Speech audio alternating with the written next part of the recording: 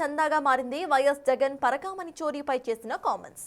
చోరీని చిన్న చోరీగా అభివర్ణించి మాజీ ముఖ్యమంత్రి ఇంట బయట విమర్శలు ఎదుర్కొంటున్నారట. తిరుమల శ్రీవారిని తక్కువ చేసి చూపిస్తూ భక్తుల మనోభావాలు దెబ్బతీస్తూ వైఎస్ జగన్ చేసిన వ్యాఖ్యలపై సొంత పార్టీలోనే వ్యతిరేకత వ్యక్తమవుతుందట. అసలే అధికారం కోల్పోయి వైసీపీ నేతలు జైలు పోయి పార్టీ ప్రజల్లో దివాలా తీస్తున్న క్రమంలో జగన్ వ్యాఖ్యలు పడుకున్న గాడిదను లేపి మరీ తన్నించుకున్నట్లుగా ఉందని ఇటు ఫ్యాన్ కార్యకర్తలు చర్చించుకుంటున్నారట.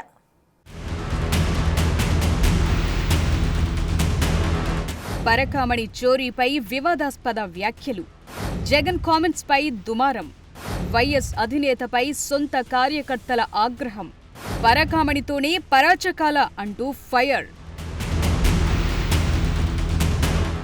తిరుమల పరకామణి కేస్ కోర్టులో విచారణ జరుగుతోన్న నేపథ్యంలో వైఎస్ జగన్ చేసిన కామెంట్స్ వివాదాస్పదంగా మారాయి. పరకామణి చోరీ చాలా చిన్న చోరీ అంటూ మాట్లాడుతూ తీవ్ర దుమారాన్ని రేపుతోంది. దొంగ కేవలం $9 చేశారని, అందుకే అతని నుంచి 14 కోట్ల విలువైన ఆస్తులను టీటీడీకి రాయించామని చెప్పడంపై విమర్శలు వ్యక్తమవుతున్నాయి. ఆ రోజు హుండీ డబ్బులు లెక్కిస్తూ చిన్న చోరీ 9 నోట్లు, $9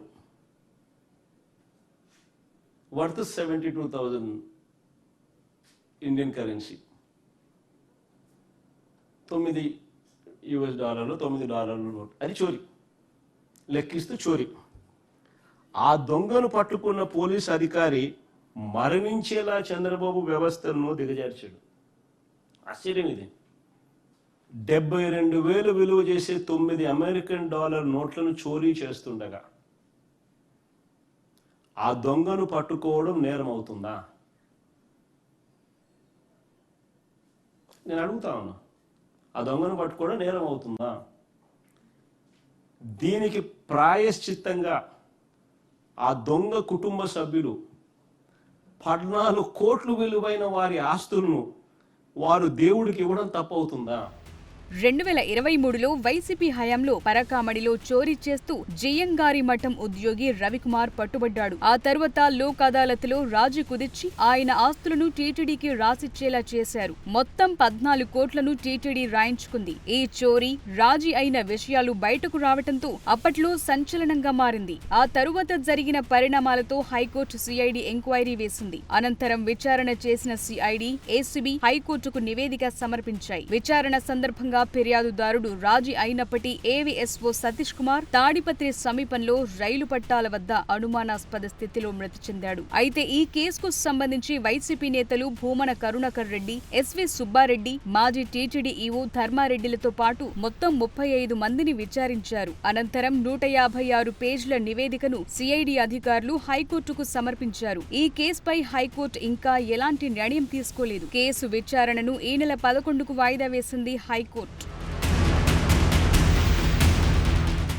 అయితే ఉన్నట్టుండి వైసీపీ అధినేత జగన్మోహన్ రెడ్డి పరకామణిపై సంచలన వివాదాస్పద వ్యాఖ్యలు చేశారు. పరకామణి కేసును చాలా చిన్నదంటూ మాట్లాడారు. కేవలం $9, వాటి విలువ 72,000 ఉంటుందంటూ దొంగను సమర్థించేట్లుగా చెప్పారు. అంతేకాదు దొంగ నుంచి 14 కోట్ల ఆస్తులను టీటీడీకి రాయించామని గుర్తు చేశారు. అసలు పరకామణిలో చోరీని కనిపెట్టింది తమ హయాంలో అని, అంతకు ముందు నిరంతరం చోరీలు జరిగాయంటూ ఒక్కసారిగా బాంబు పేల్చారు. ఇక పులివెందుల పర్యటనలో అయితే ఏకంగా అదేదో గుడంటూ తిరుమల ఆలయం, తిరుమల శ్రీవారిని అవమానించే విధంగా మాట్లాడటం వివాదాస్పదంగా మారింది.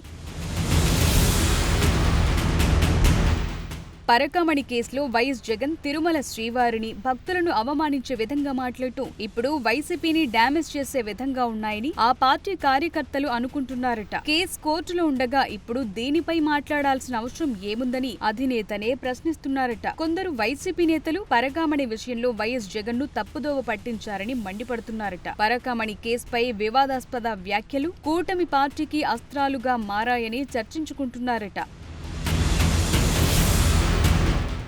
జగన్ వ్యాఖ్యలు ఏపీలో రాజకీయ నేతలతో పాటు హిందూవాదుల నుంచి కూడా వ్యతిరేకత వ్యక్తమవుతోందట. శ్రీవారంటే జగన్ కు భక్తి లేదు, భయము లేదంటూ వ్యంగ్యంగా మాట్లాడుకుంటున్నారట. భవిష్యత్తులో ఆలయంలో చోరీ చేస్తే వైసీపీ నేతలే రాజీలు చేయించి కేసులు లేకుండా చేస్తారని బీజేపీ నేతలు సెటైర్లు వేస్తున్నారట. పరకామణి చోరీని చిన్న చోరీ అంటూ జగన్ చేసిన వ్యాఖ్యలు సెల్ఫ్ గోల్ అని అనుకుంటున్నారట. మొత్తానికి పరకామణి ఇష్యూ వైసీపీని డ్యామేజ్ చేసే విధంగా ఉందని రాజకీయ విశ్లేషకులు అభిప్రాయపడుతున్నారు. కోర్టు కేసులో ఉండగా జగన్ ఈ అంశం గురించి అనవసరంగా మాట్లాడి పార్టీని మరింత అగాధంలో పడేశారనుకుంటున్నారట. మరి జగన్ వ్యాఖ్యలు వైసీపీకి ఇంకెంత నష్టాన్ని కలిగిస్తాయో, ఈ నష్టాన్ని అధినేత ఎలా పూడ్చుకుంటాడో వేచి చూడాలి.